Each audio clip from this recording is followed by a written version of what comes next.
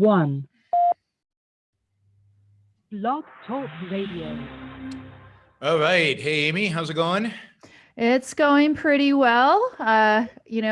Just yesterday, I was walking around and I was thinking about this clause, bake the cake. And I was thinking about it because the Colorado cake baker was in the news again. He has apparently now refused to bake a cake for a transgender customer. And so the same baker? I didn't realize the same baker, the same exact baker. Yeah. So he was in the news. In our midst. All right. We got a Colorado baker who's causing trouble. All right. Yeah. And so I was just thinking about how powerful this bake the cake clause is, because in my circle of friends, we've been talking about it with respect to people wanting Mark Zuckerberg or other social media outlets to bake a cake for them, and in particular, give them a platform, right? And sure enough, early this morning, Trump gives me an opportunity to use this clause because he tweets, he says, social media is totally discriminating against Republican conservative voices, speaking loudly and clearly for the Trump administration. We won't let that happen. The private enterprise should not discriminate.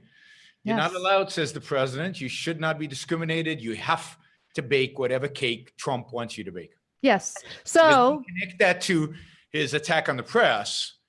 It can't be just any cake, right? It has to be his cake. So the New York Times is baking their own. Well, okay. So let's be fair, right? Because I've been doing a little bit of debate with people out there on Twitter this morning.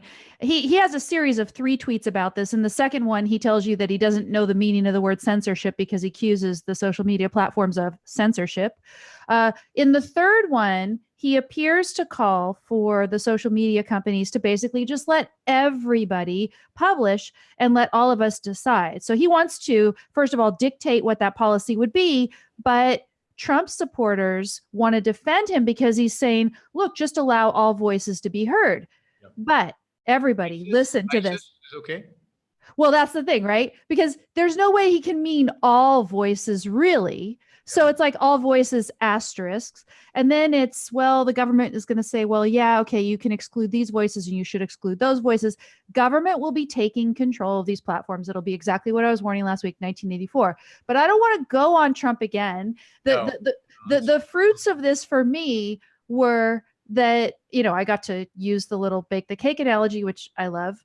And the other thing is it shows you, if you take it together with what we learned about the likely Democratic nominee this week, Elizabeth Warren, that what we're going to be faced with in 2020 is exactly what I put in the show title for today.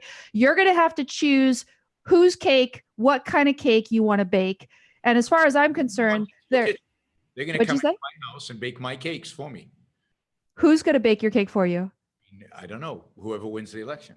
Oh, well, I think that they're going to force you to bake a cake that you don't want to bake and then force you to eat it. Oh, well, no, maybe force me to feed it to them. Force me to redistribute my cake. But that too. I think they'll force me to redistribute my cake. I won't be allowed to eat my cake. The employees will have to eat my cake, and they'll actually be choosing what cake I bake because Elizabeth Warren wants employees to dictate corporate policy. Yep. Anyway. So this is behind the title for today. So, which cake do you want? Do you want Elizabeth Warren's accountable capitalism cake, or maybe you want Trump's fair trade and anti-censorship cake? Those are going to be your choices. It's looking like in 2020. But you had said that you basically could give us a whole dissertation on what's wrong with Elizabeth Warren's accountable capitalism cake, right? Yeah, I mean, the pieces of her accountable capitalism thing that actually relate to my dissertation. So, which I wrote, which I published, submitted 25 years ago, and is online. The University of Texas Library emailed me and said, because you are a prominent alumni of the University of Texas with a PhD, we want to make your dissertation one of the first that we're going to put online as part of our project. And it is already, you can barely hear me? So somebody says they can barely hear me. Is that true? Others out there? Can you barely hear me? I can up the volume. All right, we're upping the volume. All right, now you're going to hear me, whether you like it or not. Mm-hmm. My dissertation on corporate board liability in different states is now on the University of Texas Library website. So let's back up, because some people may not even know about this Warren Accountable Capitalism. What is this that she talked about this week? Well, she has a op-ed in the Wall Street Journal. I think it was yesterday, or I'm actually not sure when she published it. Let me see if I've got a date on it. Yeah, August 14th. So it's a few days ago. It's 4 days ago. Wow, I don't know how I missed it. It's 4 days ago. She published an editorial in the Wall Street Journal. And the title of the editorial in the Wall Street Journal was, "Companies Shouldn't Be Accountable Only to Shareholders." And what she writes in the Wall Street Journal, she's going to propose legislation that is going to completely fundamentally change corporate governance in America. That is going to change the way American corporations are going to be governed, and in dramatic ways, because obviously American corporations have failed America. They're unproductive, inefficient. Wages are low. Shareholders have made huge amounts of money, but nobody else has. Other companies around the world that she doesn't name who are far more competitive than our companies, and therefore we need some dramatic change to bring more equality to America. And she's going to do that through changing corporate governance in America. So. Now, can I read to you, because I did see this, I guess probably before you did, and it's because I saw it. I saw headlines, but I didn't see the Wall Street Journal, her op-ed. Yeah, so I saw it on the New York Times, and the New York Times had this nice paragraph where they summarize exactly what the bill is going to do. So let me just give you that real quick. It says it would force companies with more than $1 billion in annual revenue to secure a charter from an Office of United States Corporations, which the measure would establish in the Commerce Department, so a whole new bureaucracy. It says the charter would require corporate boards to weigh the interests of all stakeholders, including workers and local communities, in addition to shareholders, in its decision-making. Drawing from the German concept of co-determination, 40% of board seats would be reserved for employees, and 3/4 of the directors and shareholders would need to sign off on political expenditure. So you'd have to get some of those employees on board, right? Finally, to discourage managers from seeking to pump the share price to line their own pockets, the bill would bar executives and directors from selling stocks within 5 years of receiving them, or within 3 years of a buyback, which you'd even have to explain to me what a buyback is. I don't know. So that's the quotation from the Times telling us what it does. Is that accurate in terms of what you've read as well? Yes, I mean, I would put it a little differently, but yes, that's good. There's a good article on this by a guy named James Copeland, who is a lawyer. He works on the Manhattan Institute, and I think he runs a blog. So you can look it up, James Copeland. And he says basically there are 3 pillars of American corporate law that Elizabeth Warren's proposal would completely scrap, and it would completely scrap. And remember, we're talking about the most successful corporations in the world. We're talking about the most successful economy in the history of mankind. We're not talking about a failure. And I want at some point remind me, we need to get into some of Elizabeth Warren's historical analysis, because she presents a whole justification for this. She's not just randomly putting this out there. She's got a story. And what's interesting about the story, it's a story that I hear from all leftist professors when I debate inequality.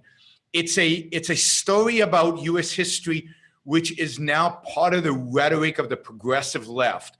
It's part of and it's established, and very few people are challenging. And by the way, Don Watkins and I challenge that whole rhetoric, and everything she writes is basically challenged as equal is unfair. So I encourage everybody to go read Equal is Unfair if you're interested in these kind of issues.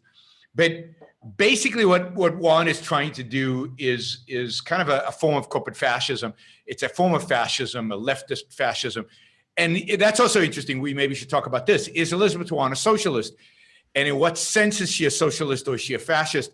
And what is the difference between Elizabeth Warren and the right? Because Yaron, she says she's a capitalist. She says I want to talk about that as well. She shouldn't call her anything else but what she says she is, right? That's what fascists always do. They always say they're capitalists. And note, I mean, she is different than the trend within, and I think she's doing this strategically.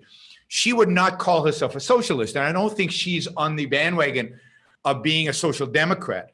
She is trying to label herself something different and appeal to the populist right. I think ultimately Elizabeth Warren is going to appeal to a very similar constituency as Donald Trump. And in doing so, it's gonna be really, really interesting. I mean, one of the things she says, where did I? I've got too many articles. One of the things she says, for example, is she wants American corporations to be looking out not for shareholder interest, but for American interests. Quote, American interest, right?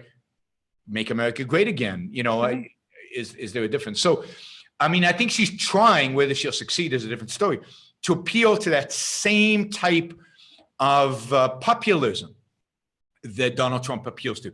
So let's try to.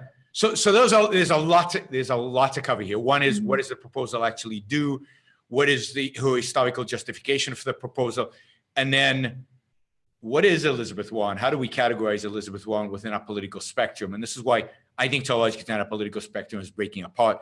It's not easy to identify left, right, socialist, fascist. What does that even mean? All we know is everybody's over there is against individual rights, and we're over here all alone. Same cake, different icing, as far as I'm concerned. Same cake, different icing. Yes, I think that's right. I think it's the same fundamental ideas, same collectivism, same wanting to manage the economy, just using slightly different tools, which would be the icing is different. I don't know. And here we go. You want to talk about Yemen. Why would I talk about Yemen? We're talking about Elizabeth Warren today. Ask me on a different show. I'll talk about Yemen. I'm happy to talk about Yemen. Okay. So let's break down what she is challenging here in terms of corporate law. Now, one of the most fundamental ideas in corporate law in America is that it is based on the idea of federalism. That is, corporate law in the United States is not centralized. It is organized by state. Different states have different corporate laws because within the scope of what it means to protect individual rights, there is a wide variety, and this is again part of the genius of the founders. There's a wide variety of ways in which to implement it, and here specifically, how you set up a corporation and the kind of laws that the corporations have to abide by in terms of relationship between directors, managers, shareholders, and everybody else, all the other so-called stakeholders in the corporation. The founders left that, and the legal system has left that for the most part. There's some bad exceptions to that. We'll get to that for the states. So when you start a company, and you know, those of you who started companies, you can choose where to incorporate. Even if you start a company in California, you can incorporate that company in Delaware.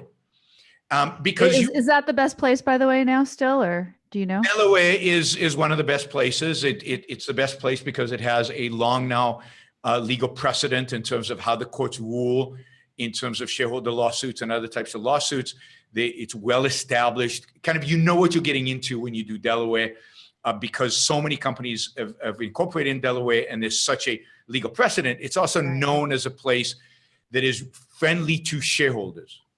So the reason many companies are in Delaware is because you're penalized by the markets if you're not, because shareholders want you to be in Delaware. Because and when Delaware has deviated from that, when Delaware courts have benefited boards of directors or benefited managers at the expense of shareholders, there's, you know, it's been huge because the implications are massive and there's been repercussions for all of that.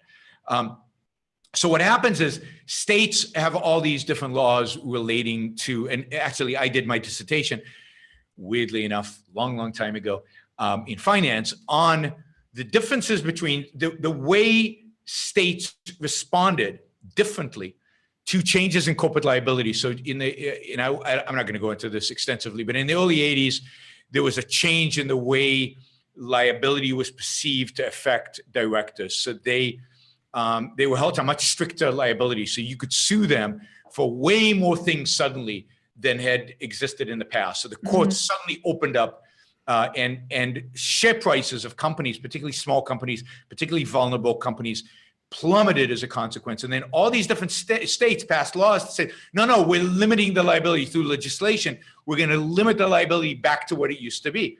And I looked at different states and looked at states that did that and states that didn't do that, and looked at, did that affect shareholders? Did that affect stock prices?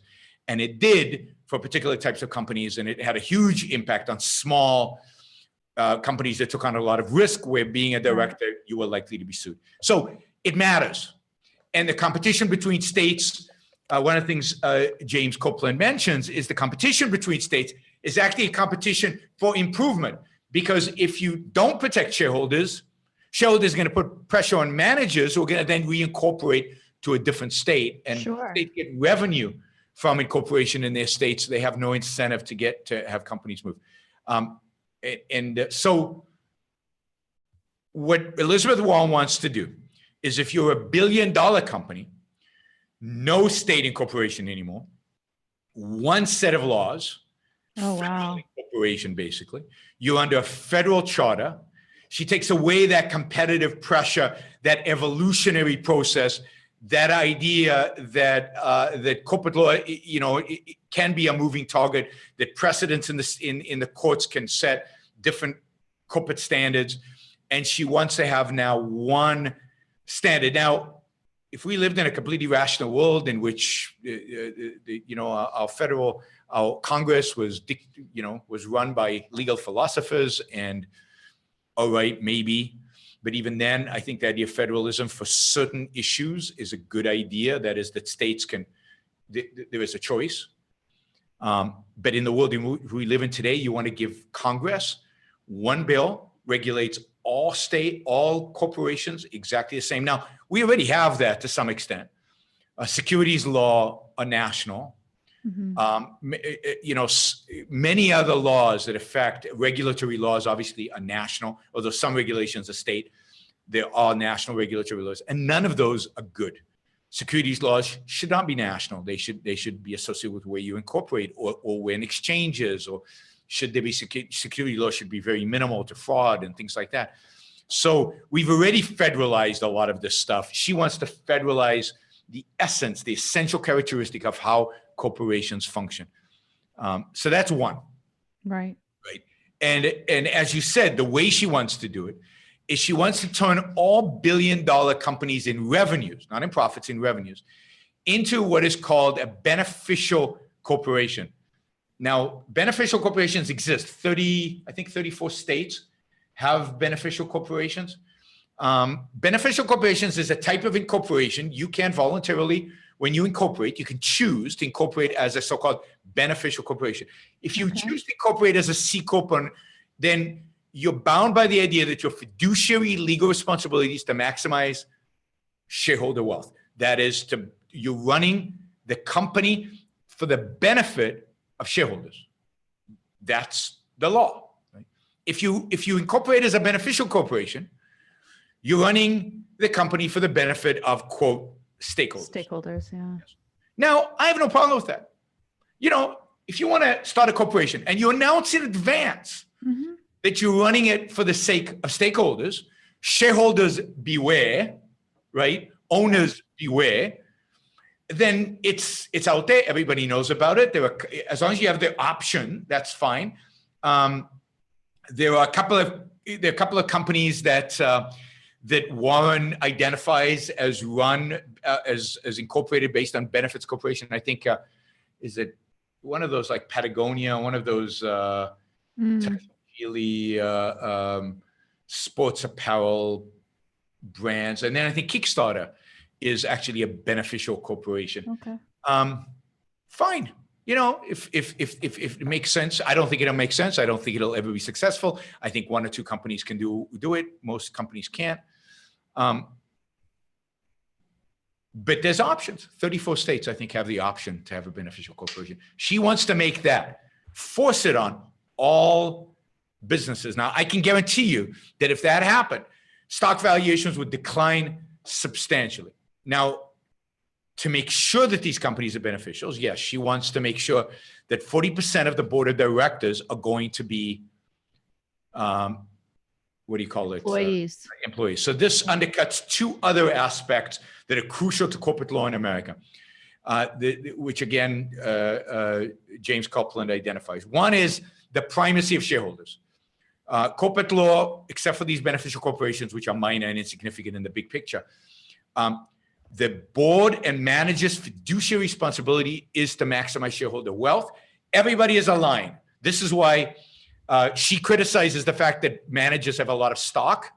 But that aligns their interests with shareholders. I want board members to have a lot of stock, so which many of them don't, which aligns all their interest, which is a beautiful thing legally, economically, financially. She wants to break that. She wants there to be no shareholder. Well, and moreover, she's giving disincentives, right? Oh, yeah. Because, I mean, she's basically saying, yeah, you can have stock, but then you're chained to it for 5 years or whatever, right? Yes, and some restrictions on stock sales are legitimate because you don't want managers to be acting in ways that are contradictory to shareholders' interests, and so the shareholders could dictate certain restrictions, but that shareholders can do. We don't need bureaucrats in Washington to tell shareholders how to run their corporations for their interests. But she is not interested in shareholder interest. She's interested, and we'll get to why she's not interested in shareholders' interest in a little while. So shareholder primacy, she wants to undercut, and then director independence. She doesn't want directors to be independent. In other words, she doesn't want directors to be independent to make decisions that maximize wealth, that maximize success of the company. She wants directors that have a clear incentives, in this case, to benefit employees, potentially at the expense of everybody else. So, of course, once you undermine shareholder primacy, then directors cannot be independent. What are they supposed to do? I used to do this exercise for students. I said, okay, we're going to run the company based on stakeholder well-being. I did this actually I used to do this to my students. I used to do this at corporations, and recently I did it for Federalist Talk at Federalist Society Talk not a Federalist Society Talk, Adam Smith Society Talk at the Wharton School of Business. And I said, what would it look like if we ran the company for stakeholders? Okay, let's make a list of all the stakeholders. So we listed all the stakeholders, like employees, but it's not just employees. Which employees, right? There are employees here in America, there are employees in Mexico, there are employees in China. They all work for the company. Employees, suppliers, shareholders, everything. Bondholders, bank creditors.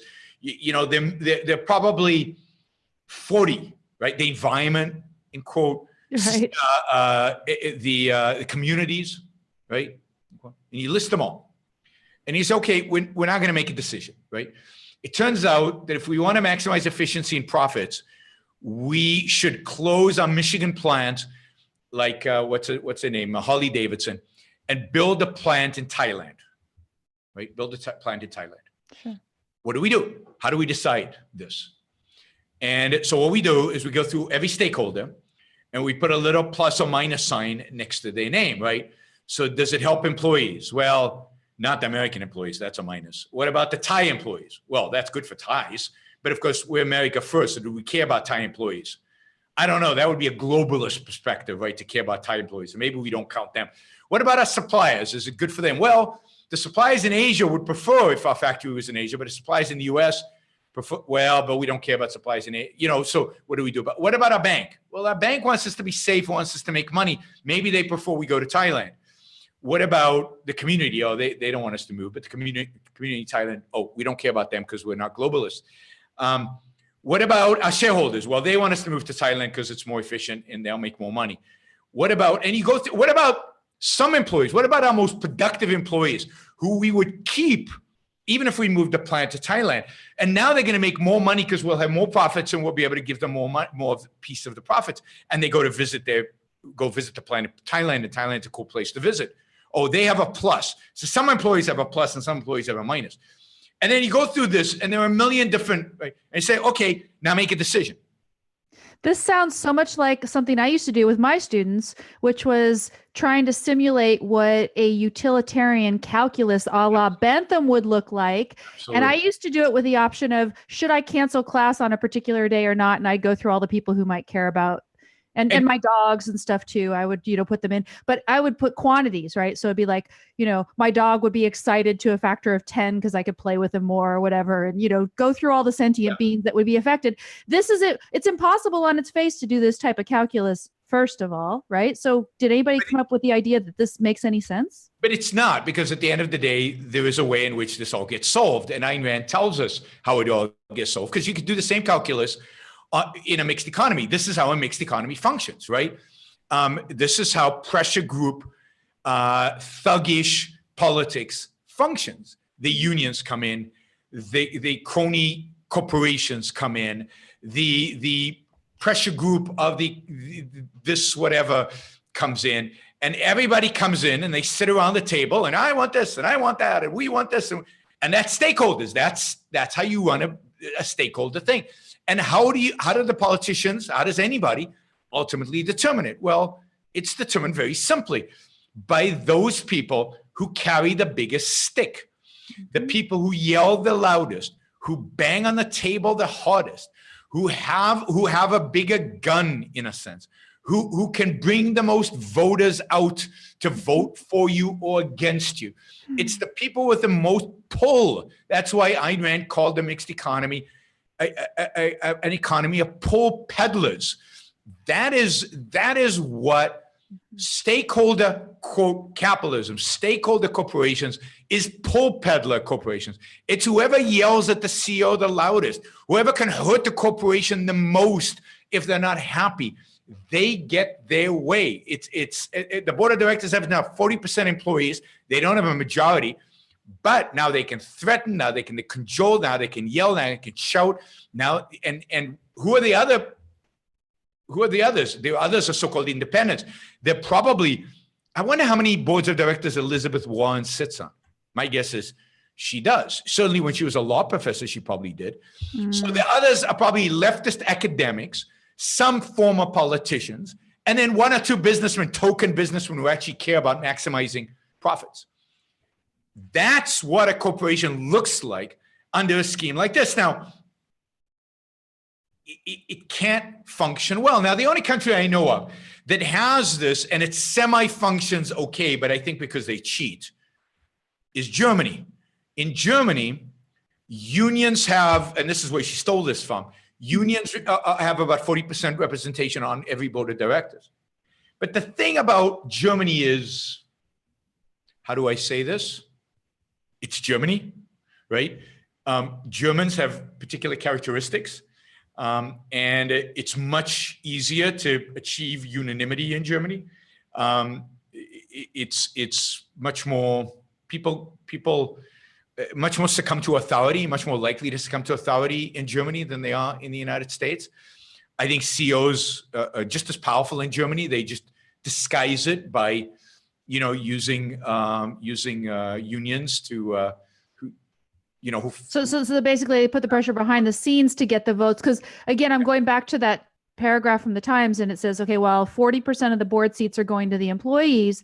In order to get any political expenditures made by the corporation, they have to have 3/4 of the directors sign on board. So you're saying they have similar rules in Germany, but it's easier for them to get a consensus in some way. Yeah, but that's cultural. But I don't know about the political stuff. I don't know what political campaign laws are like in Germany. But 40% of all boards, 40% of the membership in boards of directors in publicly traded corporations in Germany are unions. Now, it's not an accident, by the way, that Germany is on a per capita basis significantly poorer than the United States. That is, and it's not because people are not very productive and they don't work hard, because they do work hard and they are very productive. They're just very inefficient because the companies aren't as focused on profits, and because they are bogged down by regulations and controls and redistribution of wealth and by these constraints. Imagine Germany, given how hard they work and how productive they tend to be. And, imagine how rich they could be if they actually had a laissez-faire capitalist economy in Germany, which they have never had. And this is why she can get away with calling herself a capitalist, right? And this is why all the terms have gone out of whack. Nobody knows what capitalism is, but nobody knows what socialism is. So if you call everybody who's a statist a socialist, then socialism loses its meaning. But socialism means a system where the state owns the means of production. Right, right. She's not arguing for the state to own the means of production. What she's arguing for is for the state to control the means of production. And Ayn Rand identified that as fascism. And this is why the whole left-right spectrum thing breaks down, because Elizabeth Warren is much more fascist than she is a socialist. She wants to use Congress, the states, government, to control business while leaving us with the pretense of title or freedom, ownership, capitalism, and as if we own private property. But socialism is what the state owns the means of production. Go back and read Marx. Go and look at what socialists used to represent. Now, these social democrats are much more fascist than they are socialists, because they pretend they want to control the means of production without owning them. Now, I'll give credit to somebody like Corbyn, Jeremy Corbyn in England. He says, I want to nationalize stuff. I want to nationalize interest. I want to nationalize the steel industry. I want to nationalize the railroads. So he's an out and out socialist. He's not, but Bernie Sanders is, again, much more of a fascist than he is a socialist. He wants to control, regulate, and they're not that different in that sense from Trump, right? Who wants to tell industry, oh, you have to move the factory here. You can't do this. You can't, you have to build in America. You have to make in America. You can't, it's the same type of attempt to manipulate business for some so-called social gain, for some greater good, supposedly, that only politicians can determine and can dictate. So Elizabeth Warren, in that sense, is doing what American politicians have done forever. She just wants to make it more explicit, more regulated, more controlled, and do it from the federal level and take away one of the few freedoms that still exist, which is to be able to run your corporation to maximize shareholder wealth, given all the regulations and controls and the SEC and all of that. Still, at some basic level, you can still do that. She wants to take even that basic level away. She wants them to bake the cake that she wants. Absolutely. Oh, I mean, we already have them baking the cake that they want. That's what the SEC and the all the alphabet soup agencies already do. Now she wants to take it the next level. The last time we really had a massive takeover of American business by the federal government. I mean, real federal government deeply getting involved in how business is run was the 1930s. And then since then, it's been creeping in, right? FDR passed the biggest regulations on business ever. And since then, it creeps in, right? So under Richard Nixon, a Republican, we had the creation of all the environmental regulations, or most of the environmental regulations we live with today came about by Richard Nixon. Actually, wow. It's a good story. I was at an event where the speaker was the Secretary of the Interior. I forget, Zicki, something like that. He's Secretary of the Interior. He's a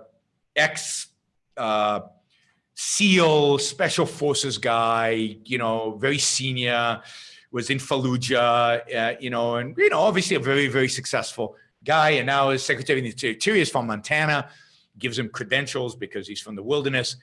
And it was very, very disheartening. I mean, very disheartening. So this is basically what he said. He said, I believe in government land. I believe the government should own all the land that it owns today. I just think we Republicans do a better job managing it.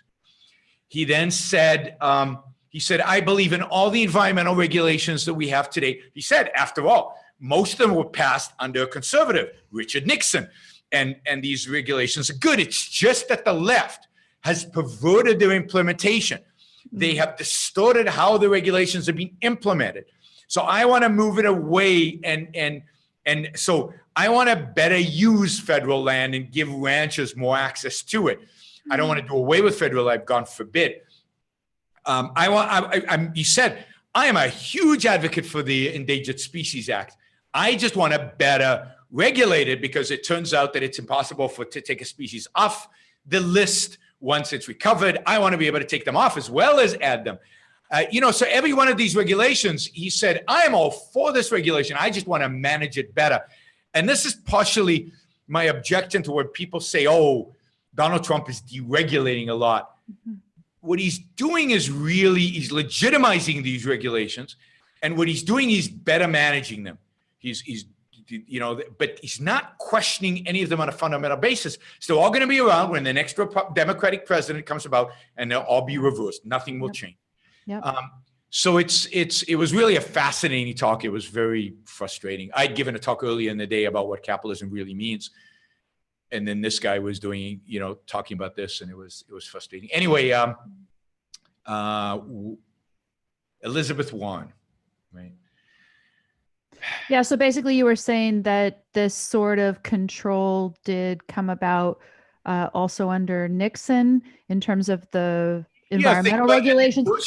And I think you were saying that was part of the incremental creep of controls over business that have come since the 30s. Is that right? So the big control came in with FDR. Mm-hmm.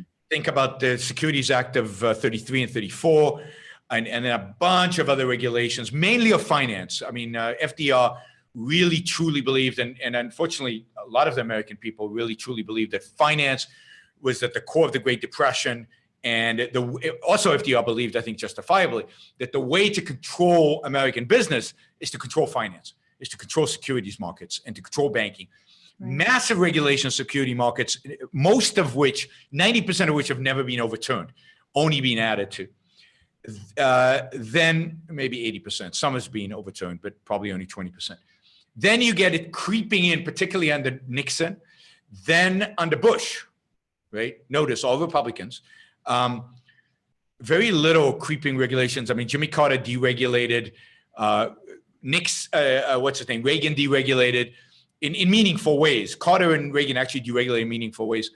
And then came Bush, Sarbanes-Oxley, which was a utter massive regulation of American business.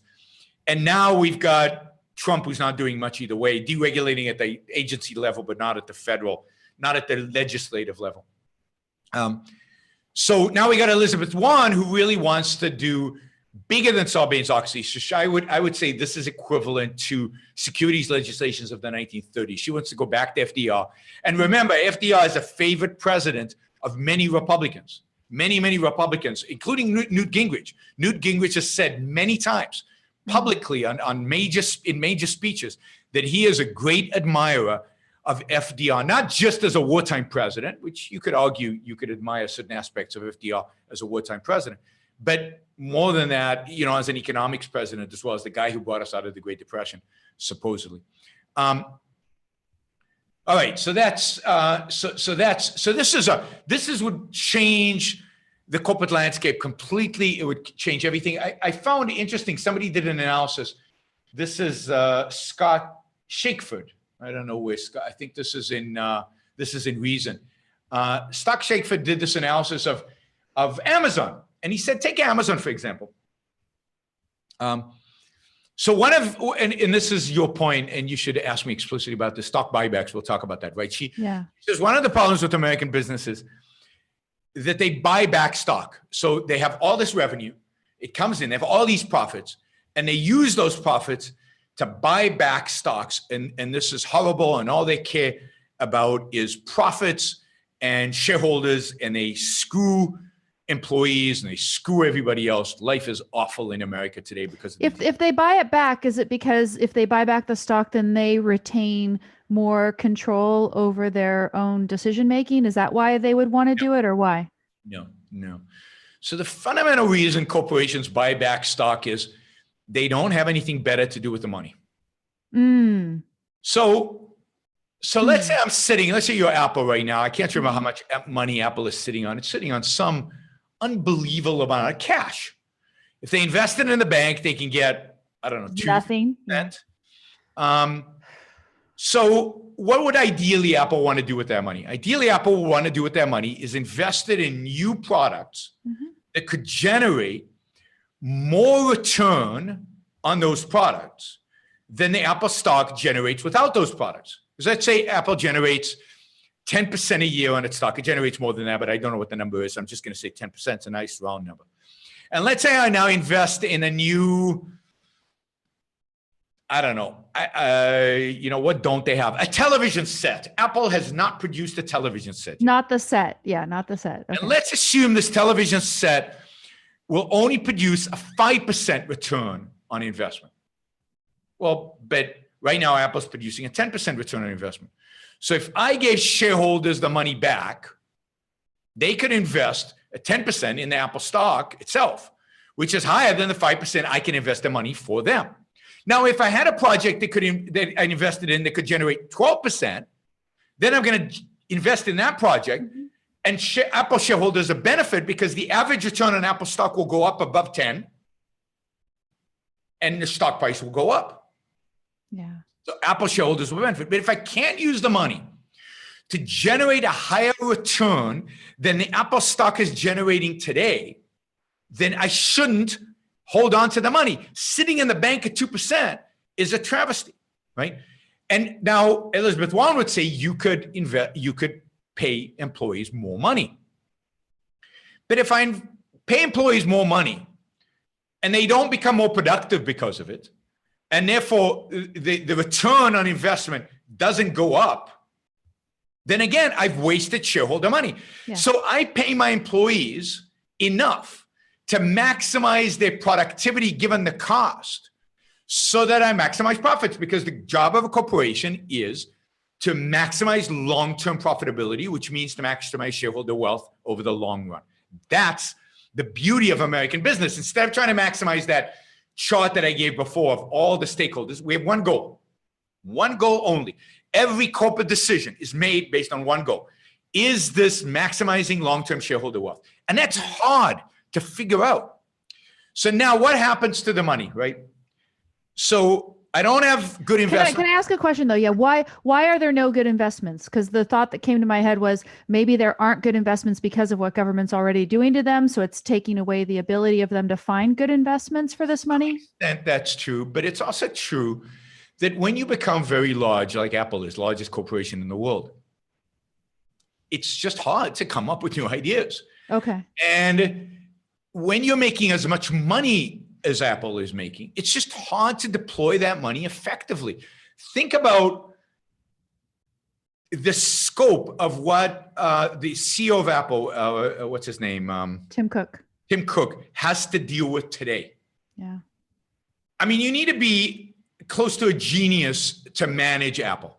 I mean, the guy is brilliant, and Steve Jobs was a genius, but Tim Scott, what's his name again? Tim Cook. Cook is brilliant. I mean, he has to be. You cannot run a business like that on the scope of it. I mean, they make phones and computers, and now they're investing in cars. And I assume the return on cars they believe is greater than the return on Apple stock, because otherwise it's a bad investment. But I also think they're probably developing technologies there where they could use for other things. But anyway, they're doing all these things. They have a long-term perspective. They have to plan years in advance for these products. Right. And they're still making so much money that they could invest. There's cash that even if they invest everything in these products, it's not productive anymore. You just can't do it, right? You just can't do it. As a matter of fact, they're discontinuing one of my favorite products, which is the time machine. Yeah. Oh, I didn't know that. But it's called, because everything now goes in the cloud. There's no point in doing the time machine. So it's called diseconomies of scale. There are clearly diseconomies of scale. It's one of the economic refutations of the whole theory of monopolies, is when you get so big, you can't deploy capital efficiently, effectively. CEOs are not genius enough to manage the scope. Central planning doesn't work, partially because it's so big. I mean, in a sense, a corporation, a businessman is a central planner, but he's a central planner on a very limited scope. Once it becomes a huge scope, you can't do it. You can't integrate that amount of information. It's just not possible. So what are you supposed to do with the money? Elizabeth Warren would like you just to give raises, even though it reduces the productivity per dollar spent. Mm-hmm. What is CEOs, given the fiduciary duty of a CEOs to maximize shareholder wealth, what do they do with the money? They give it back to shareholders. Now, they do stock buybacks instead of dividends. They could give it back as a dividend. A dividend is just they write a check and they hand it to shareholders. Mm-hmm. But dividends are taxed twice. Mm. They're taxed as corporate profits, and then they're taxed as dividends. Mm. If they buy back the stock, it's more tax efficient for the shareholders. Okay. So they buy back the stock. So if you buy back the stock, there's fewer stock. So the price of the stock. It'll increase the stock price, right? And then they only pay capital gains. Is that the idea? Yes. And then you pay capital gains. Capital gains Okay. historically have been taxed at a lower rate than dividends, which is taxed as regular income. So there's an advantage to doing it as capital gains. So you buy back the stock. So, but it doesn't actually increase the price, right? So follow me, right? Okay.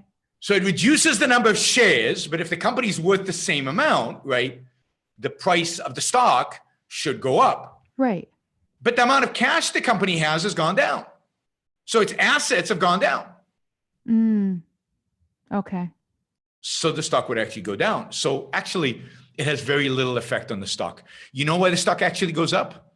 The stock goes up because our stock buyback says to investors, managers don't have good investment opportunities, but they're responsible enough, they're pro-shareholder wealth maximization enough not to sit on the cash in a bank account at 2%, but to give it to me, or not to give it to employees randomly, or not to invest in stupid projects randomly. They're going to give it to me now. They're going to give it to me. So stock buybacks are a wonderful thing. They're economically wonderful. Now, what do shareholders do with the money? What do shareholders do with the money? They invest it in something else. Mm-hmm. Right? So one of the beauties of capitalism, one of the beauties of our financial system is that it allows the money to circulate from where it is not efficiently being used by Apple, let's say, to where it is efficiently used, let's say a venture capitalist in Silicon Valley investing in the future Apples of the world. So they give it back to shareholders. Shareholders then say, okay, we want to reinvest it for a higher return. They maybe take it out of the stock market and give it to a venture capitalist who then invest in startups or whatever. But the money doesn't disappear. The money doesn't, it's fascinating. Somebody mentions this in one of the articles. They say, when government stimulates the economy, that is, takes our money, gives it to a bunch of bureaucrats who then give it to a bunch of people to dig holes and fill them up again, then that's stimulating the economy. But when Apple takes money that is sitting in a bank account, not earning a very good return on the capital, and gives it to shareholders who are very much oriented towards maximizing their own wealth, economists say, oh, they must have buried the money somewhere. They must be hoarding it in their mattress. No, these are exactly the kind of people who are going to invest it effectively, efficiently in production, in economic activity that will increase economic activity. And so Warren proposes to discourage this process, which will help resources move to their best, most efficient use. Absolutely. She's going to kill it with this accountable capitalism. Absolutely. And this is exactly what makes American capitalism so efficient, so effective, to the extent we still have capitalism, to the extent it's still efficient and effective. It's because our financial markets are still allowed to do this.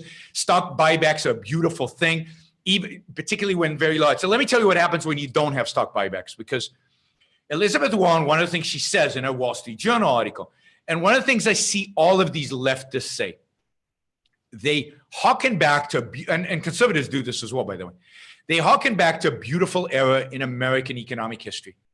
And that is the 50s, 60s, and 70s. Those were these wonderful times in which corporations were not run for shareholders, but they were run for employees, and employee wages went up, and unions were at their peak, and American business, nobody can compete with it in the world. They were the most competitive, amazing companies in the world, and everybody won. Everybody won. Shareholders did okay. We'll get to that in a minute. Businesses became big. We'll get to that in a minute. Nobody could compete in the world with them. We'll get to that in a minute. And employees did wonderfully, and that was the birth of the middle class, right? There was no middle class, according to Krugman and Stiglitz and Elizabeth Warren and all these leftist revisionists. There was no middle class until after World War II, when all this Americanism, and investing, and I think a lot of conservatives buy into this as well. And then evil Ronald Reagan and Milton Friedman conspired to create this hyper-capitalist economy in the 1980s, where suddenly managers got stock options and managers trimmed back their corporations, and inequality exploded, and we became uncompetitive with the rest of the world, and on and on and on and on you go. Things have been awful since Ronald Reagan. The economy has stagnated. People's wealth has stagnated. Wages have stagnated.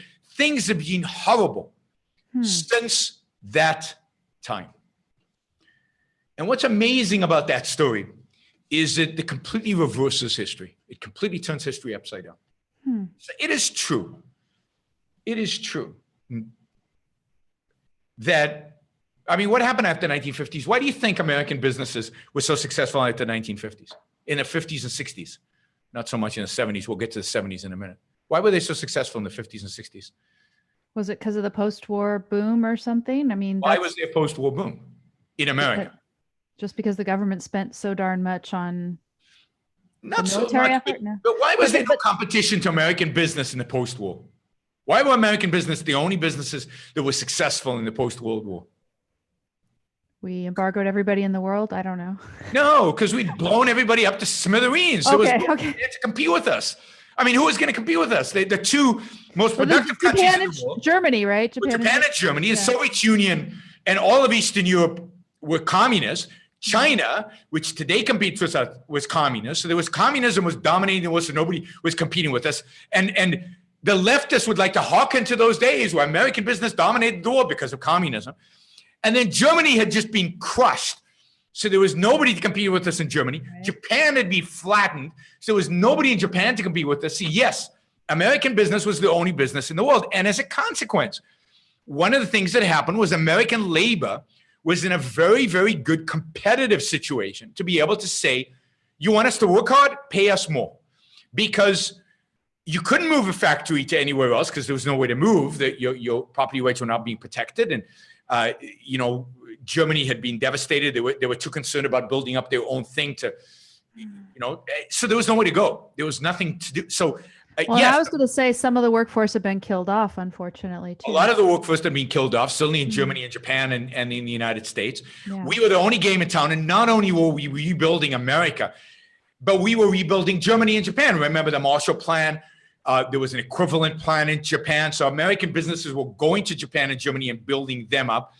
Now, the broken window fallacy that says you don't create real economic growth if you break the baker's window, even though the how do you call the guy who makes glazier, I believe, yeah. He's producing a window because what would have happened to the money in the baker's store if he hadn't had to buy a window? He would have done something else with it. And then you would have had the window, which always existed until you broke it, plus all the economic activity that would have resulted from the bank account. When you break the window, now all the economic activity stops just to replace the window. Mm-hmm. That's what happened after World War II. We had a broken window, and we were the glaziers. Now, glaziers benefit enormously and they have an incentive to pay a bunch of kids. I'm not saying American business did this. I'm just saying it's a fact. Pay a bunch of kids to go smash windows around town. The glaziers would benefit. When we smashed the world in World War II, and we needed to. I'm not saying we didn't. We needed to smash the world in World War II. We were the only guys left in town to build them up. Well, you need to smash it, but then you don't have to go and rebuild and do all that stuff, right? But we would have benefited anyway because we would have gone and be rebuilt because we were the only people capable of. And even if we hadn't done a Marshall Plan, the Germans still would have had to pay us to come and build. Sure. Same with the Japanese. So we were the glaziers in town and we benefited from it. Now, if there was no World War II and we had traded with Germany and Japan all along, we would have been much richer. Everybody would have been much richer if we hadn't spent the 39 to 45 blowing up the world, right? That was not a productive activity. The broken window fallacy holds definitely in the case of war. But we did break the world. We did smash the windows. We built them. We got rich by building up the rest of the world. Right. That is true. So they want to go back to that. And indeed, Piketty in his book on inequality says one of the things that reduced inequality dramatically was World War II. And and they all want to go back to the 50s of the post-World War II era, but they I guess they want a war, so we can go back to that. Okay, so that's number one. It was after World War II. American labor faced no competition. American business faced no competition. Yes, we could afford to pay them maybe more than they were, that was efficient because there was no other competition. But guess what happened? After about 20 years of Germany and Japan rebuilding themselves, what happened? What happened in the 1970s? Well, suddenly, Japan and Germany could not compete with us. Why? I mean, remember the little Toyotas and the little Nissans and the little Hondas that started coming in during the Volkswagen Bugs. Oh, Volkswagen Bugs. Mhm. And they started competing. They started with small cars, and then today they compete on all cars. And it suddenly turned out that American business was not very productive, not very competitive. Mm-hmm. It couldn't compete with the Japanese and the Germans. And American business turned out had become lazy, unproductive. And part of the reason was, in those days, there wasn't a lot of stock buybacks. CEOs didn't get, Elizabeth Warren's right. CEOs didn't get stock compensation. To compensate, they got cash, right? They didn't get stocks. So what is the incentive of a businessman? Purely short-term. I'm not talking about long-term self-interest. I'm talking kind of a short-term monetary incentive. It was to maximize cash. It was to maximize sales. It was to maximize revenue. It was to maximize whatever parameter the board of directors had given them to determine their compensation. And it turned out that boards of directors were not maximizing shareholder wealth. So this is an era where wealth was not being maximized. American businesses were lousy. Remember, Americans actually invented the VCR, and we were making all the televisions in the world basically in the early 70s. By the late 70s, no VCR was made in the US, and almost no television was made in the US. Japanese could do it cheaper, better, more effectively, and more efficiently. Why? Because we had run businesses badly during that period. And the reason we had run businesses badly during that period is because the interests of managers were not aligned with the interest of shareholders because of all the bad stuff that happened during the Great Depression. And they didn't need to be because of that, period where they didn't have the competition. Yeah, in terms of economic stuff, they didn't need to be because there was no competition. Suddenly there was competition and they needed to be. Yeah. And so one of the things that American businessmen did in the 60s and 70s is they created conglomerates. They built massive behemoths of companies that were unproductive, inefficient, lazy. They were run to some extent for the sake of the unions, but they couldn't compete. And they were run for the sake of the unions because it was easier. It was easier to appease the unions. Nobody held the managers accountable. The financial markets did not work well. And we suffered greatly in this country as a consequence. So the history she tells is the exact opposite. And then came the 80s. And in the 1980s, partially because of people like Michael Milken and because of Drexel, for those of you who remember Milken and remember Drexel, and because of a revolution in thinking about finance and thinking about economics, partially because of Milton Friedman, I would say even partially because of Ayn Rand, there was a real change in the way people thought about the world. It didn't come from government, although government allowed this to happen, if you will. And suddenly people started saying, wait a minute, we want to align the interests of shareholders with managers. We want to make managers accountable. Oh my God, what a thought. There was a famous paper in finance written by Jensen and, I should know the other co-author, but anyway, Jensen was the lead author, that said the way to align the interests is to give managers stock. Or stock options, even better. That will encourage them to take risk. That will encourage them to focus on profits. That will encourage them to focus on shareholder wealth. And in the late 1970s, early 1980s, and through the 1980s, companies started to switch. And companies who didn't switch, and I'm giving people a history lesson, I don't know if everybody wants, but the companies that didn't switch, what happened to companies that didn't switch? There was something happened in the 1980s that was new to American business, called a hostile takeover. But somebody like Carl Icahn, who's still around, and many, many others, raised a lot of money in the financial markets from people like Michael Milken, and came to shareholders and says, we're going to take over your company. We'll pay you 20% premium on what you're getting now. Sell us your shares. They would get 50% of the, simplifying this, they would get basically 50% of the stock, kick out managers and replace them with people, give them stock options, and focus the company. American business went through a massive transformation in the 1980s. Warren is right. They did go through a massive transformation in the 1980s.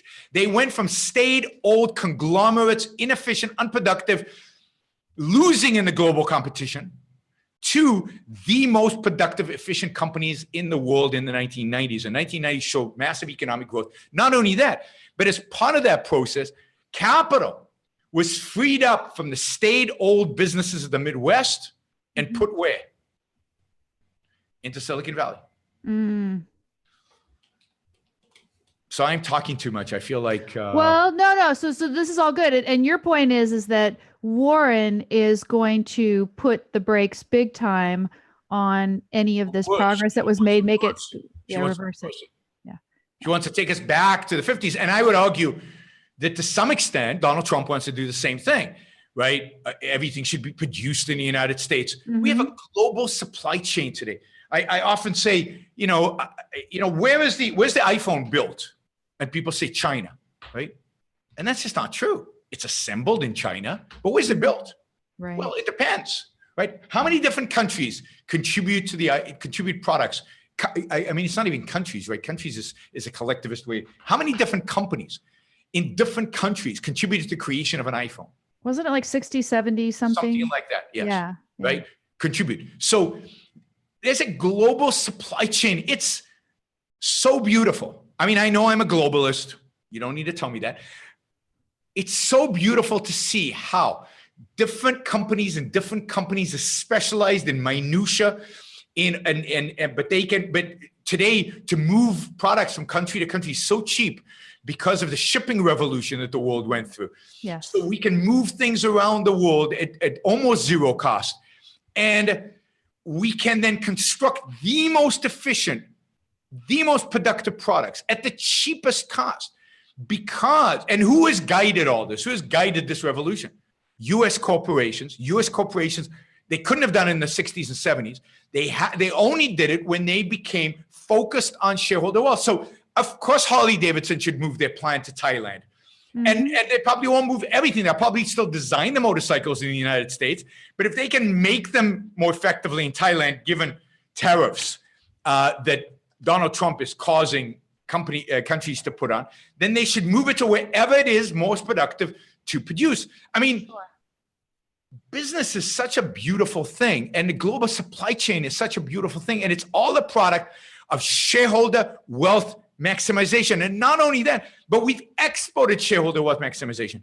Chinese companies now function based on the governance principle of shareholder wealth maximization. Now, again, the government intervenes there way too much, but probably less regulated than American corporations, and there are too many government-owned businesses in China. Even Europe has gone through a revolution where they've gone away from some of these staid old ways of doing business to more shareholder focused. New companies in Asia, in Africa, and other places are shareholder focused.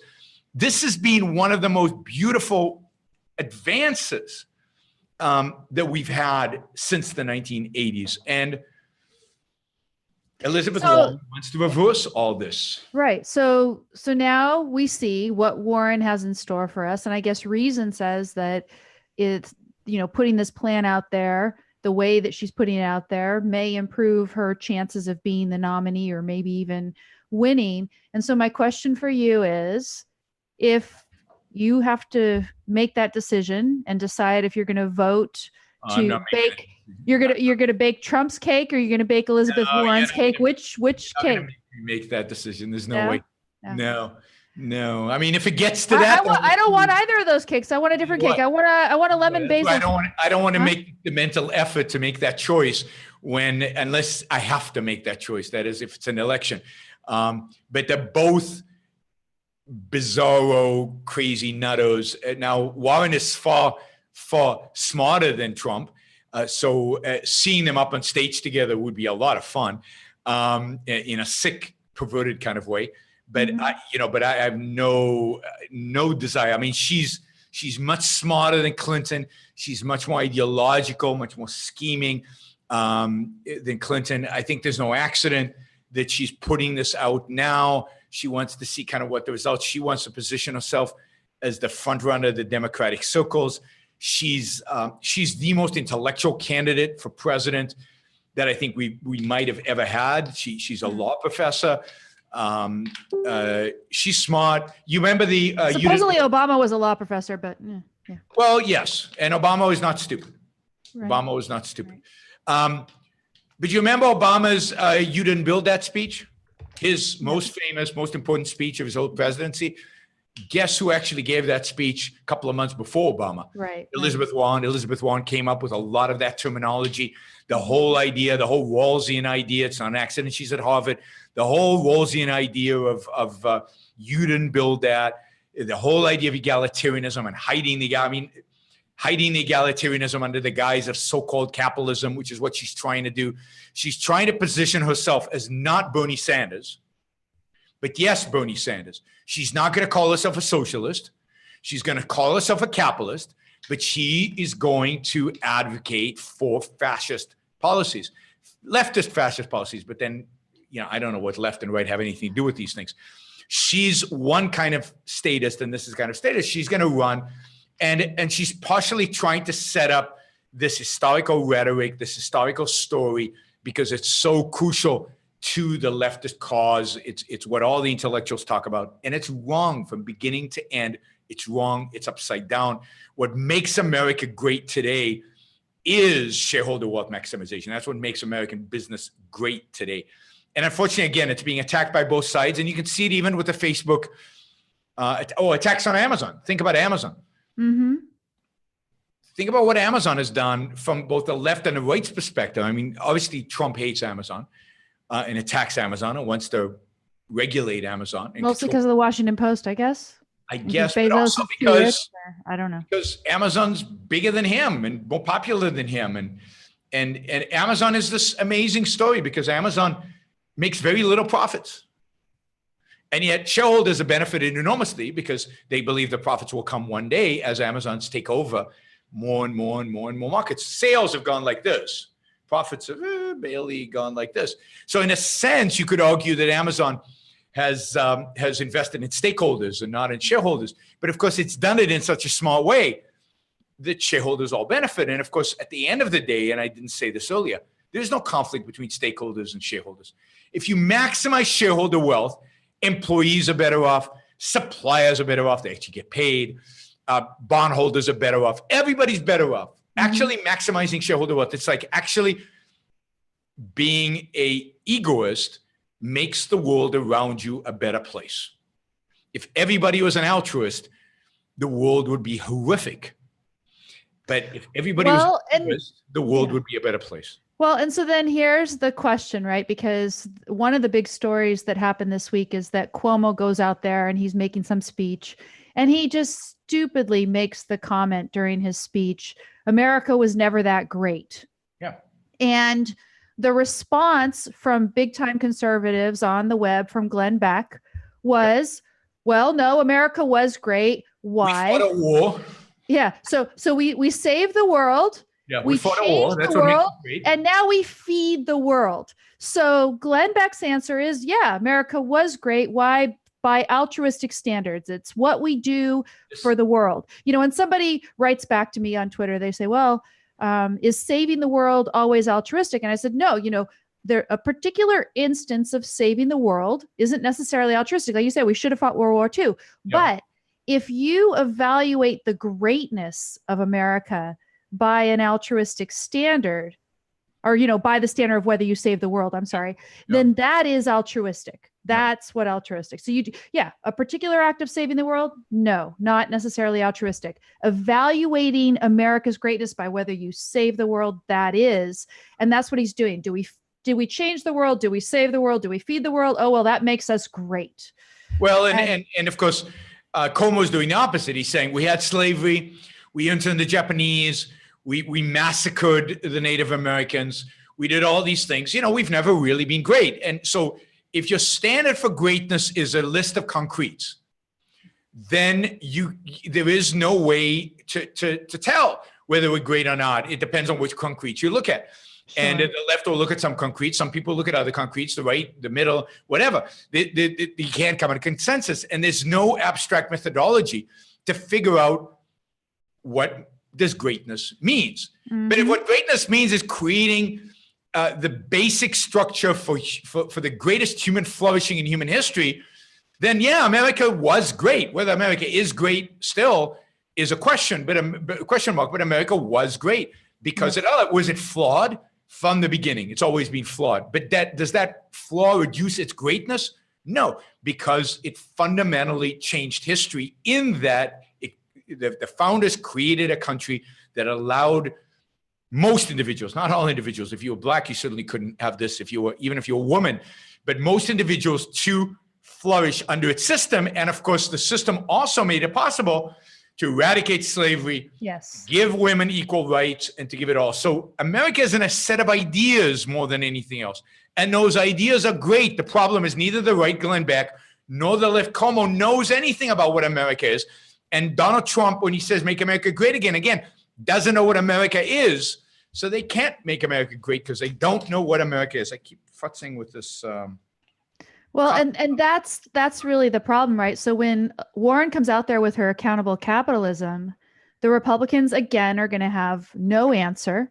No. And Trump, when he's talking about this Cuomo slip this week, of course he loves it because he's saying, "Oh, America is great," and he's saying he has already made America great. He's got his own list of concretes to tell you how he's made it great. Look at the markets, jobs, military, setting records, and we will do even better. So again, it's a list of concretes. It's not looking at the principle that made America great, which is, we were founded on the principle of individual rights, which allowed us to move away from any of the bad concretes listed by Cuomo. And yes, it does allow us to be the country that is capable of saving the world, changing the world, feeding the world. But we don't evaluate the greatness by the standard of whether we do those things. We evaluate it by the standard of allowing people to live moral lives. Does the system allow people to live moral lives? And that's what protecting rights does. And that means use their reason in order to pursue their individual happiness. And a system that allows that is a moral system, and a system that doesn't. A system that allows that is a great system. That's what American greatness is. And if it doesn't, and to the extent that it doesn't, and it doesn't now, then and today, these things are the comment section is always distracting. So we have today choices that are basically all statist. They're all violating those rights. They're all violating American greatness. Trump violates American greatness. Warren explicitly in some ways legislatively would violate American greatness even more. But yeah, none of these parties, Cuomo, Glenn Beck, unfortunately know what American greatness is. And Glenn, I've told him. So Glenn, I've had this conversation with, and I've told him what American greatness is. He still doesn't get it because they cannot escape, particularly Glenn. He cannot escape from the altruism. He cannot escape from the altruistic premises and to think in terms of altruism. They can't think in terms of fundamental ideas, in terms of principles, in terms of what American greatness means in that kind of... again, like Trump supporters, go back and listen to his inaugural address. There is not one mention of the principle of individual rights there. Now, so when I looked at this campaign, he never ran on individual rights. By the way, I'm taking super chat questions. So I see there's a lot of conversation on here, but nobody today has asked a super chat question. So if you have a super chat question on this topic, related topics. Well, you had a good whole speech there on the history, and that really helped me understand this whole chain of history. So thank you for that. And I'm hoping a lot of other people got value out of that as well. Going back and looking at this Trump tweet about the social media, you can see, I think what he's done, right? And this is the other big story of the week, right? Is that all of the media outlets, the news media outlets, and you gave the example of the Atlantic's version of this editorial where we have the, New York Times and Atlantic, and all of these newspapers, Boston Globe, across the country, defending themselves against the attacks that come from Trump, saying that they're the enemy of the people, et cetera. So they are standing up for themselves. And what I see with Trump tweeting this out this morning is he is, first of all, letting them know, hey, standard media companies, publishers and newspapers and everybody else, we're not going after you. What he's decided is he's going to shift his target and go after social media. And I think he's trying to get them on board with this series of tweets that he put out this morning, because he explicitly mentions, I have my complaints about CNN and the fake news outlets, but I'm not asking to have them taken off the air.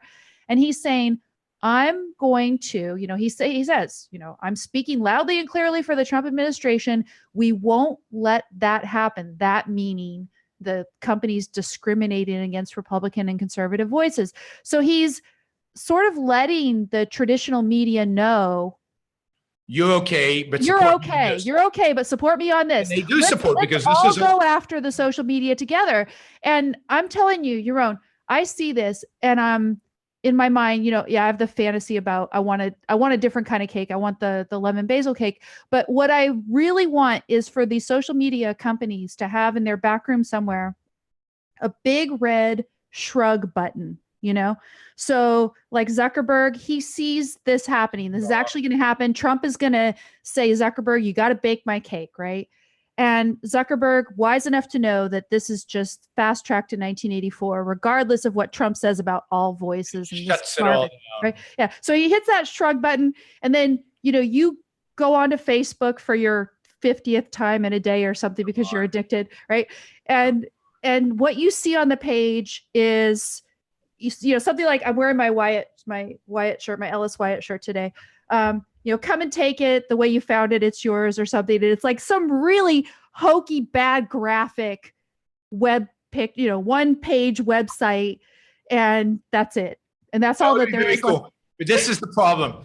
Part of the problem is corporate America, right? So, and people say these companies are not private, they're public, right? Which is a complete distortion of the term public. What does public mean? Public doesn't mean government owned. Public just means they're shareholders. So what Zuckerberg would actually have to do, and I don't know how much of Facebook Zuckerberg owns, and I don't know what his voting, he would have to go to the board of directors with this proposition. Ellis Wyatt actually owned 100% of Wyatt Oil. That was the way he could do it, right? He would have to go to the board of directors and say, I believe that it's in the best interest of Facebook shareholders long-term to shut Facebook down. They would have to take a vote. It's like the most awesome buyback ever is what it is. Fantastic. And then they would have to go out there and basically sell all the Facebook assets and return the capital to shareholders and shut it down and tell the markets, you guys figure this out. It would be cool. Brilliant. He could figure it out. It would be cool if somebody did that. It's not going to happen, but I do agree with you. I think what's really happening is that the left and right are going to unite. And I think that's what Trump is suggesting, to go after Silicon Valley, because both the left and right today, and this is why I don't see a big difference between them, both of them want to shut down. They want to regulate Amazon and Apple and Google and Twitter and Facebook. Now, in particular, they want to regulate those that use their platforms for distribution. But you could argue Apple does that through its podcasting app and the fact that we have phones and everything. And we can throw in Amazon because they're a monopoly. However you want to define that, somebody will define it for them. And that's what the left and the right want to do. And that, to me, is the scariest thing going on today.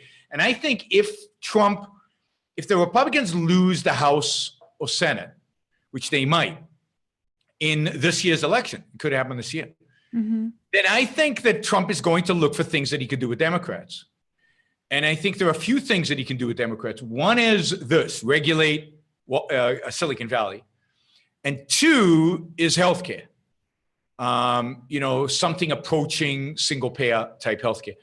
And I wouldn't be surprised if that's where Trump went, if the Democrats take the House this year. We'll see, but I wouldn't be surprised. He will look for things to do with Democrats. I mean, remember, he voted Democratic for years. I mean, he has no problem going either direction on this one. I just want to because I want to plug one of my things. Sure. One more comment about Elizabeth Warren's op-ed. So she wrote this op-ed in the Wall Street Journal. I want to read you a paragraph from it. This is the second paragraph. This is a big justification for what she's proposing because she's changing the whole corporate thing. She says, American corporations exist only because the American people grant them charters. Right? So she's saying it's the law that makes corporations possible. Dubious, right? Now, here's what she says. These charters confer valuable privileges, such as limited legal liability for their owners, that enable businesses to turn a profit. What do Americans get in return? What are the obligations of corporate citizenship? What the hell is that? In the US. Now, what's interesting about this paragraph is this idea of limited liability is something libertarians don't like. They don't like the fact that the state grants corporations limited liability because they believe the state grants them. And this idea of corporate citizenship is a big deal among the right. They talk about it. And part of the justification for corporations having free speech is this idea of corporate citizenship, which I think is a distortion. Corporations have free speech only because their owners have free speech, and this is a vehicle for their owners to express their free speech. Corporations don't exist in that sense. Only individuals exist. Corporations are a collection of individuals. So whatever rights a corporation has, it's because the individuals have it. So we don't have time today to talk about limited liability, but let me say this. I have a whole course on this. On corporations, it's called The Corporation. Right? Yeah. It's in 3 lectures. It's available as a free podcast on my website, yaronbrookshow.com. It's also available in the Ayn Rand e-store. And after the show today, I'm going to put all 3 up on YouTube, audio only, because I don't have video, unfortunately, audio only, but they will go up on YouTube on the corporation. And I spent a lot of time talking about this idea of limited liability, talking about this idea that corporations only existed by the grant of the state, and therefore they own the state something. But notice that if this is true, if the state gives the corporation all these favors in its very existence, right? The corporation doesn't exist without the state. Right. Then that's the opening to say, well, if that's the case, then here's how we want to regulate you, control you. Here are the things you have to give back. It's not, the fact is the corporations exist independent of the state. The state then identifies the contracts that the corporations create, standardize them through a charter so that it's more efficient to start a corporation. You always know what the charter. If, for example, these beneficial corporations were again created in the marketplace where it wasn't to maximize shareholder wealth, it was the stakeholder touchy-feely thing. And then the state again recognized their existence, standardized it to make it more efficient to create it, and recognized them under law. That's what the state does. It's like copyright, right? It's analogous to a copyright being a standard of just wedding or marriage certificate. It's not, they didn't create marriage. They then standardize what a contract of marriage looks like. What are the responsibilities? It's like, and again, marriage is a state by state thing. Although I don't know that it should be, but there are important things about marriage that the state has an interest in. For example, if you have a divorce, how are assets allocated? If you didn't have a prenup, what are the standards by which guide? So there's a standard contract called marriage that the government recognizes. The same thing is, but government, because of that, you don't say, well, government creates marriage, it legitimizes marriage. This is my argument about why I think gay marriage is legitimate, because it's a contract. The contract doesn't necessarily say man, woman. It says, here's the way in which you resolve disputes and differences. This is what it means to have common ownership or whatever. It says that's what a marriage contract actually relates to. And in that sense, that's what a corporation is. So the state didn't create a corporation. All right, the corporation, again, it's available on iTunes. It's available on Blog Talk. It's available in the Ayn Rand Institute. But all 3 parts I will upload today. They will be available. I fear that when I upload too much, they don't get as much visibility. But since we talked about it so much today, I'm going to upload those. I hope you all listen to them. I think they're the best thing on this topic that exists. I based a lot of it on a little book by a former associate of Ayn Rand's It's a book called The Corporation. I don't have it here because it's in California.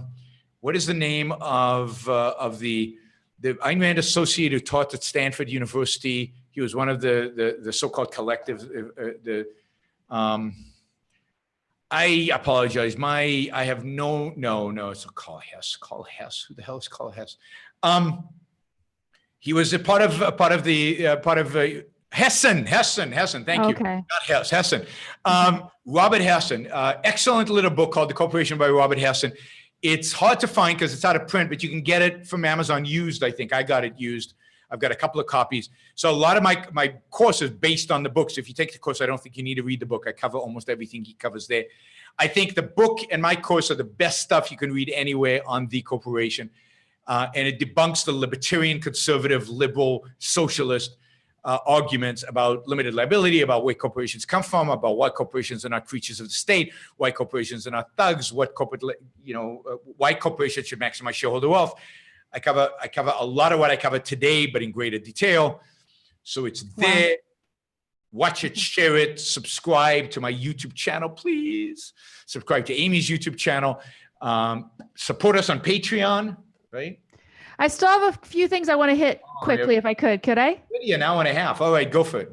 Well, we're not quite at the hour and a half, so very quickly. And people can check out. My computer clock is slow because I'm showing like 4 minutes or something. A little bit more than that. Okay, so don'tletitgo.com. That's where I've got program notes there. A few things. First of all, Google employees, a number of them have protested, I think well over 1,000 at least, have protested doing secret work on a censored search engine for China. So at least a substantial minority of Google employees are refusing to bake the cake even for their own employer. Do no evil used to be Google's slogan. Right. You know? So this is very good news. And Google was by the way, Google was one of the few American businesses that actually left China when they were required to play by Chinese law. So Google is blocked in China through a firewall. You can get it through a VPN, but it's blocked. So no YouTube, no Google search. Right. But now the leadership is having them work on it. Yeah. No, and they're having them work on, basically Google is saying, yeah, China will bake your cake. And a lot of the employers are saying, we don't want to. Good. So this is those employees. Great. Now, it would be good if shareholders joined them. Yes. But now maybe they will because it's been made public. This is a beautiful thing. I've got a little thing of interest for people who have this very common diagnosis like I've had, Hashimoto's. It's a very interesting blog post that links to a real medical study saying that a lot of people who have been diagnosed with this really have nothing to worry about. Go check that out if that. Send me that link privately. Sure, of course.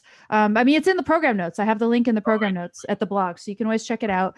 Again, it's for people diagnosed with Hashimoto's, these antibodies. I haven't yet been diagnosed with Hashimoto's, but who knows? No. And so, yeah, we could talk about that. But I was, and I think I'm one of the people that don't have anything to worry about based on testing that I've done. And this is a 2016 study and everything, pretty cool.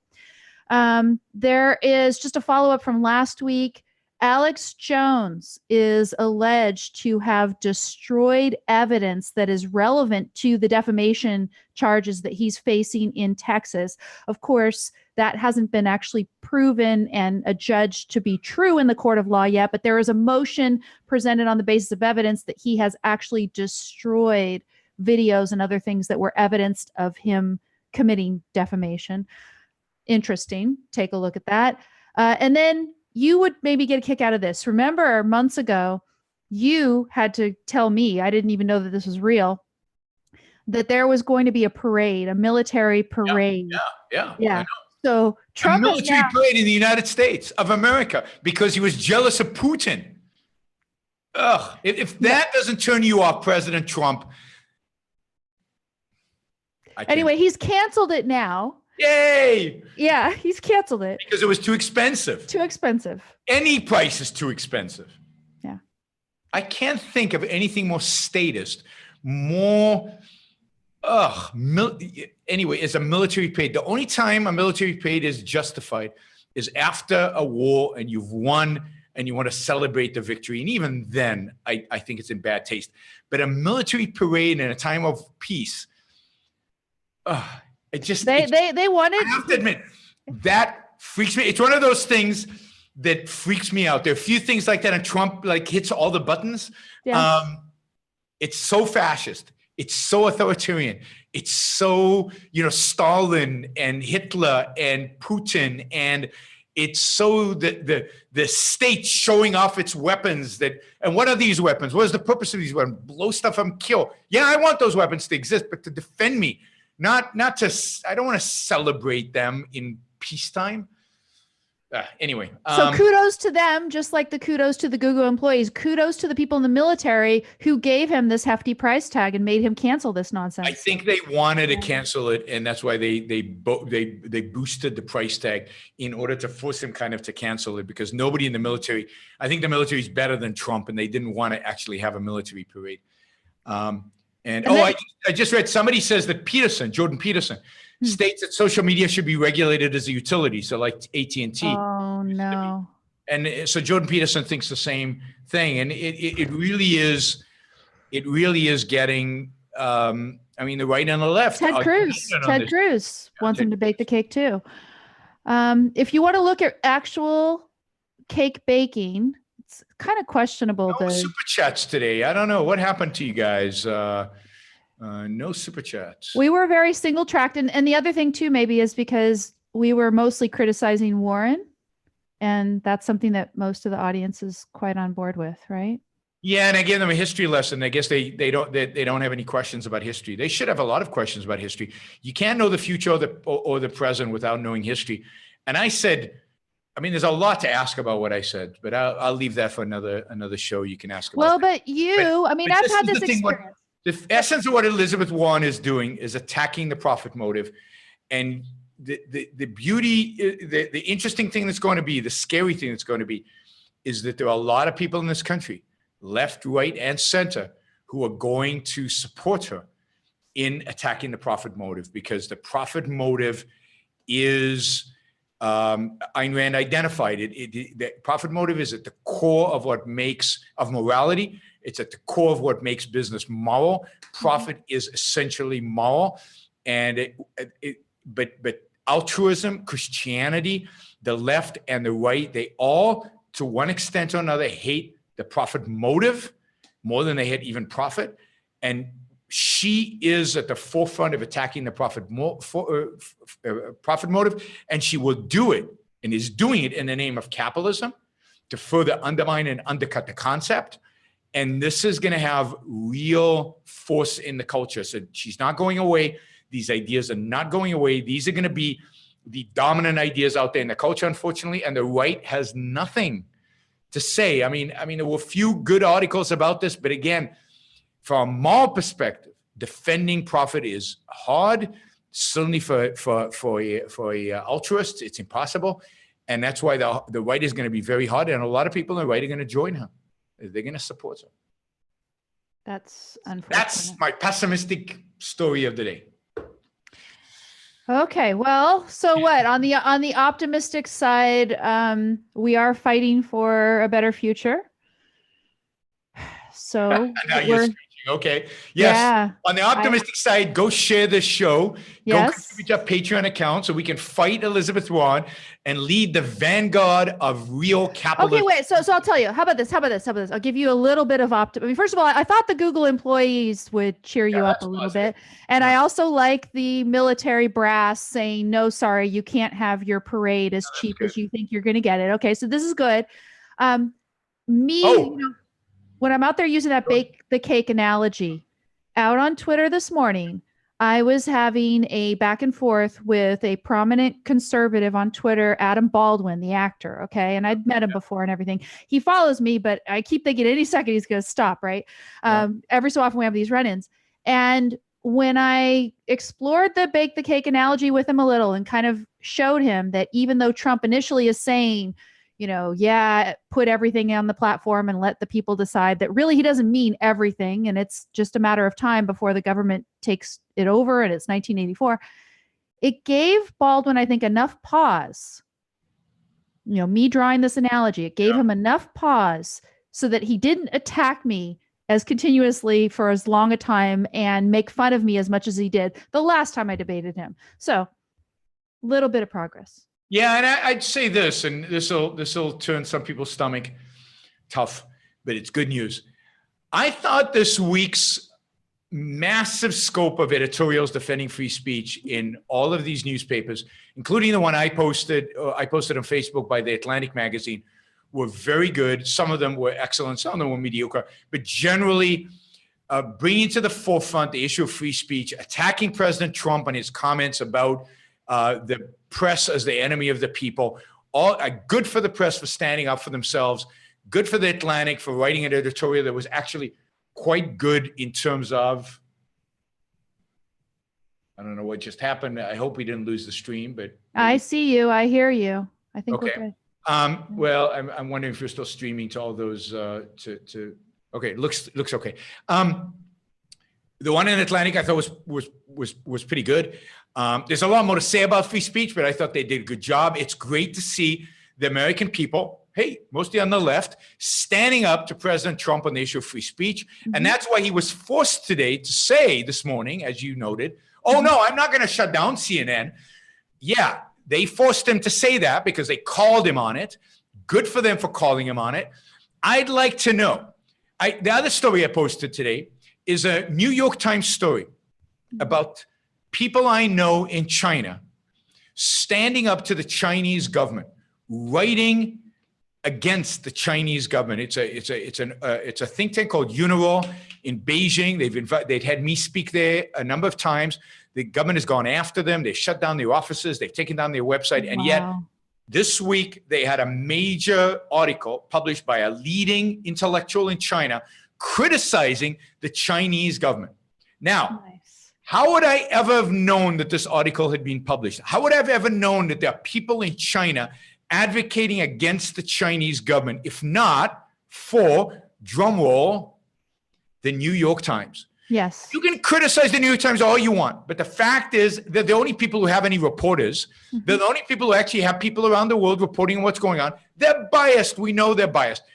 They don't report on everything they should report. They're terrible on so many different fronts. But the fact is, you don't know anything about what's going on in the world if not for the reporters of places like the New York Times, because Breitbart has very few reporters. None of these right-wing places have very few reporters. The real bulk of reporting, not reporting, of actually delivering the news to us, comes from places like the New York Times. So I know you guys hate the New York Times. I don't like them in particular, but that story today was a really terrific story about, in this case, people, incredibly brave people who I know who promote Ayn Rand in China, who are fighting the Chinese government, but are well-known intellectuals within China. Some of them have sat in jail on occasion for their dissident activities in China. And good for them for keeping up the fight and in spite of all the risks, continuing that fight. I had a similar article that I published from New York Times, or I posted out there from New York Times this week, and I wouldn't have known for it, but for them, it was that in Malaysia, 2 women have been sentenced to caning for having lesbian sex. Wow. And would you know about this? They didn't throw them off a building. Yeah, sure. Okay, just cane them. Yeah. Anyway, yeah. So we are getting relevant information about rights violations around the world. Absolutely. We need more. We need more objective reporting. We need better reporting. But hey, it's not like there's somebody filling the gap. It's not like Fox News is doing it. It's not like Breitbart is doing it. It's not like anybody else is doing it. Fox News is too busy baking Trump's cake. Yes, that's true. All right, guys, that's it for us. I think we've gone well over an hour and a half now. Thank you. Thanks for letting me go through mine. If you want a silly show today. Well, but okay. And I was going to say this earlier. You talk about people didn't ask you questions and stuff. Yeah. When I used to interview you for my show, I always remember having the experience that I may as well not be there, that you would interview yourself in the sense that you would be so good. And I guess Rand was known for being good at this too, anticipating the natural progression of questions that would come up and just answering them. Well, so Dave says I'm the easiest interview he does. Seriously. So because here's all these people, right? I'm going to imitate these people who are thinking of putting super chats out there. They're thinking of putting super chats out there on YouTube, right? And they're in the middle of typing the question, and already you're launching into the answer for the question that they were about to ask. I'm pretty sure that's what was going on. really nice. All right, great. Thank you, Amy. This is good. Thank you. All of you do it. You know, I've already said it. Go support us on Patreon. I'm very close to 500. 500. I really would like to get there by the end of the month. Jealous. I really want to be at 1,000. At 1,000, wow. At 1,000, I can be really independent of a lot of other funding sources. It's we'll get there. We'll get there. Oh, you know, I'm doing a bunch of big public events, which are going to be pretty fun. I'm you know, Douglas Murray. I heard about this. You'd mentioned this the other day. So you're going to be with him in London. Is that right? Yes, and then I'm doing Brandon O'Neill. Oh wow. Is a free speech advocate, but quite a left. I think he's got one of these weird views. He doesn't believe in libel laws. He doesn't believe in stuff like that. So it's going to be interesting because I'm going to come at him from that angle. But he's I think on Spiked the thing, one of those big publications. And somebody on YouTube just said I'm a racist. Whoa. And then I don't know where that came from. He called me a socialist before, so now he's calling me a racist. His thing is learn socialist justice is his tagline. And then I'm probably going to be doing an event with Dave Rubin and one of the Weinstein brothers. Nice. That's going to be fun. So you're going to get your official anointment into the intellectual dark web then? Well, I'm hoping that Eric Weinstein says, because he invented the term. Yeah. He says, okay, Yaron, at the end of the program, I want him to say, okay, Yaron, you're one of us. Right. I hope I want that because I sometimes I don't know given what they say, right? I mean, yeah, we have to know exactly what that means. It's very loose what that means, but yeah, I think it'll be good. But somebody's putting $5 into asking me a question that I can answer in 2 seconds. Okay. Would you debate Ben Shapiro? Of course I debate Ben Shapiro. Now, I don't know. There's a video about somebody in a big public event with hundreds of people harassing Ben Shapiro about not having debated me. And Ben says, I'd love to invite you on to my Sunday interview show. So look, guys, I really think Ben is not trying to avoid debating with me. I really think he's a busy guy. I'm not a high priority because, you see, if I had 100,000 subscribers on YouTube, then Ben would debate me tomorrow. So if you want to get Ben to debate me, increase my visibility. Why would he debate me when he's got lots of people he can have on his show who are much bigger than I am? You want Ben Shapiro to notice me and to care? Make me as big as some of these guys. Get me 100,000 subscribers on YouTube. Go out there and share. And if you're not subscribed already. And then I promise you, Ben, I don't think Ben's afraid of me. So I'm not, I mean, I think that's an exaggeration. Ben's a smart guy. I wouldn't be afraid of me if I were Ben Shapiro. I think he's wrong, but that doesn't mean he has to be afraid of me. And then I think he's going to do it. I just think he's busy and he'll get to it. We do have in the works the possibility of having a debate or conversation or something like that at Clemson University next year. So that might be happening at Clemson. But I'm hoping to do his Sunday show. I'm hoping to get a call one of these days from him to do his Sunday show. That would be really nice. So yeah, I'm always, people ask me, Yaron, why don't you go on Joe Rogan? Because he hasn't invited me. Like Joe Rogan has a cake. He gets to bake the cake. I don't get to bake the cake for him. If I could bake his cake, I would be on Joe Rogan's show. Joe has not called me up and our said, cake. Yaron, who should I interview on my show? Oh, you want to be on a show? Sure, come on board. No, as soon as Joe Rogan calls, believe me, I'm getting on a plane and flying to California to do the Joe Rogan show. As soon as Ben Shapiro calls, I'm going and doing it. So it's not me that's holding any of this up.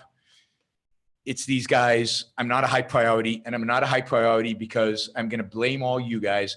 You are not doing a good enough job. I shouldn't do that. I am not doing good enough. This is a very competitive My show is not good enough or whatever. The market has not recognized the superiority of the Yaron and the Yaron and Amy shows. Has now recognized it to be on their radar to the extent like Joe Rogan has interviewed. Ben Shapiro follows me on Twitter. for whatever that's worth. I know he doesn't yeah. follow me, but like Joe Rogan has interviewed Schiff. Why? Because Schiff's podcast is much bigger than mine. Again, the only way to guarantee that I get on these shows is to get 100,000 subscribers on YouTube. That's the challenge to all of us, is to see how quickly we can get me to 100,000. It's going really slow. So go help me out, guys. I was telling friends, it's like trying to be a rock star. It's really what it is. It's hard to be a rock star. It's hard. And especially we're criticizing one of the most popular people out in this type of media right now, which is Trump. We criticize Trump regularly. That makes us less popular. It does. It's weird. I thought it would make us more popular because not a lot of people are doing it from our perspective. So you would think that there would be interest in that, but no, there's too much of this brainwashing. You either have to be a leftist to criticize Trump and then you're big, or rightist who supports Trump and then you're big. But to be on the so-called right, to be pro-individual rights and criticize Trump, there's just not enough audience, I guess. This is why, we fight for the future and we live in it today to that extent. In the future, people who are talking about the ideas like us can be the rock stars. We'll see. We'll build it. We're baking cakes every single day. We're baking cakes. And the corporation cake is going to go on YouTube later today. See you, Amy. Bye. Have a good Thank you. weekend, rest of the weekend. It's a few weeks off now, so everybody will. Today's Saturday, right? Oh, wait. Yeah. Go to Brazil on Wednesday. So we will not be doing the show the next 2 Saturdays, but we will be back the Saturday following that. I will be in Brazil the next 2 Saturdays, and that is the reason I can't do Zoom like this remotely. All right. Safe travels, great trip, all that.